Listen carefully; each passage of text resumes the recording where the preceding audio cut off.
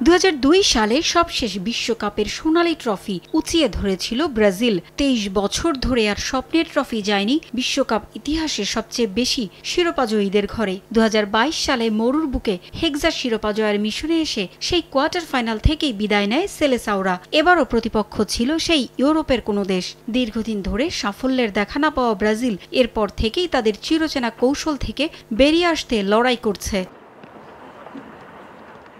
নিজেদের দেশের বাইরে কাউকে কোচ করতে অনেকদিন ধরেই চেষ্টা চালিয়ে আসছে দেশটির ফুটবল কনফেডারেশন। রোনালদো নাজারিয়ার মতো কিংবদন্তি ফুটবলাররা এর পক্ষে থাকলেও ভিন্ন মত আছে সাবেকদের অনেকের। দীর্ঘদিন ধরেই রিয়াল মাদ্রিদ কোচ কার্লো অ্যানচেলোত্তিকে কোচ করতে চায় ব্রাজিল, তবে রিয়ালের নানা টালবাহানায় সফল হননি সিবিএফ প্রধান এদনালদো রদ্রিগেজ। বিদেশি কোচদের প্রতি সিবিএফ এর এমন প্রীতি পছন্দ নয় 2002 সালের বিশ্বকাপজয়ী অধিনায়ক কাফুর।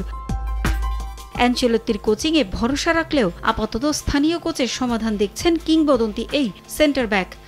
যদি অ্যানচেলোত্তিকে কোচ করা হয় তবে আমি তাকে স্বাগত জানাবো, কিন্তু ফুটবল দুনিয়ায় আমরা একমাত্র দল হিসেবে 5 বার বিশ্বকাপ জিতেছি বিদেশি কোচ ছাড়াই। আমাদের সবসময় দেশি কোচই ছিল, তাই আমি মনে করি 2026 বিশ্বকাপ পর্যন্ত দেশি কোচেই আস্থা রাখা উচিত। বিশ্বকাপের এখনও 1.5 বছর বাকি, যেটা একজন কোচের বিশ্বকাপের জন্য পরিকল্পনা তৈরি ও দল গঠনের জন্য যথেষ্ট সময়।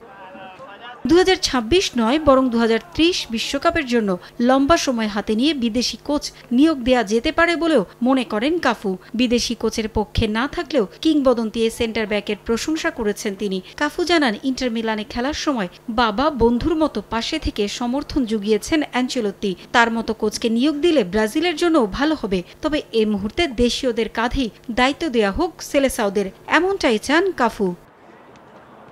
পারভিন আক্তার, সময় সংবাদ।